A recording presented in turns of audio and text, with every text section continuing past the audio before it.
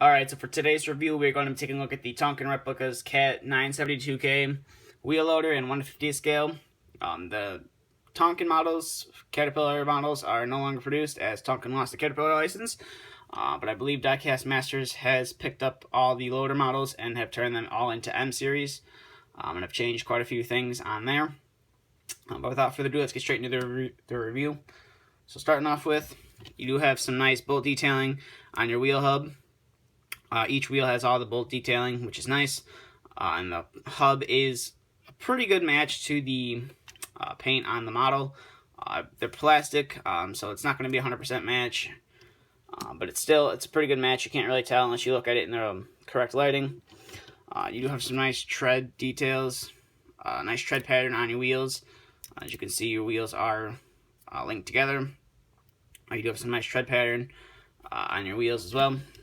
Coming over to here, you do have some nice warning decals at your pivot point, and you do have one right here at the top of the ladder to get into the operator's compartment.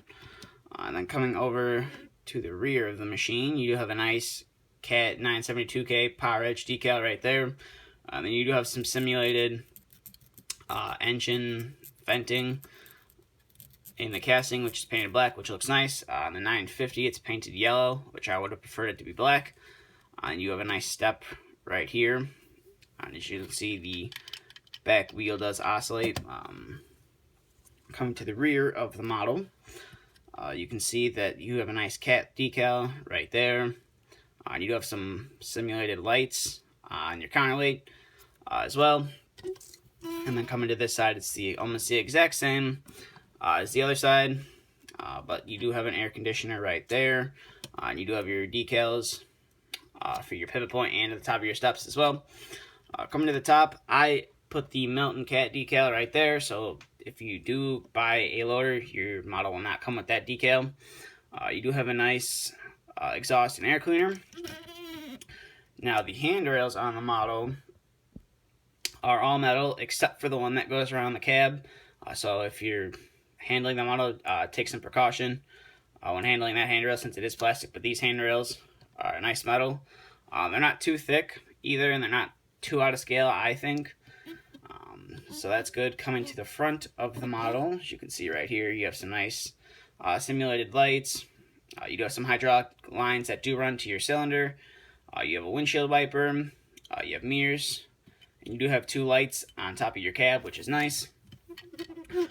So zooming out here, we will get to the functionality. So you do have a great carry angle. That's as far as your carry angle will go. And then your cut angle is about there. It can go a little lower, but the Z-bar linkage isn't stiff enough to hold it there, or the loader is just too heavy to hold it there. But your dump height, that's as high up as it'll go. It will dump that far. And like all the Tonkin loaders, the bucket does come off. As you can see, there's a nice silver pin right here that you just pop the bucket off. And you can switch buckets, or you can get some attachments. I know quite a few people make them. I know Guys Evans makes a few attachments. Jason Nickel Scale Models made a set of forks. So if you're looking to change out the accessories on the Tonkin loaders, it is possible.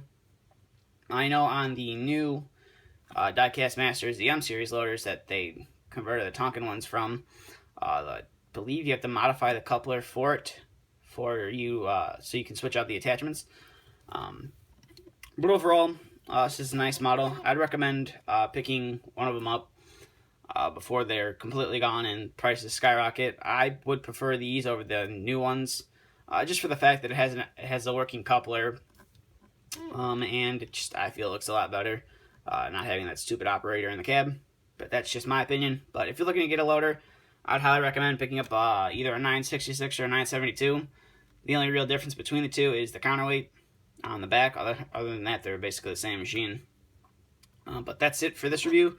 So if you'd like to follow me on any of my social media, Facebook or Instagram, both links are in the description. And if you have any questions, feel free to ask.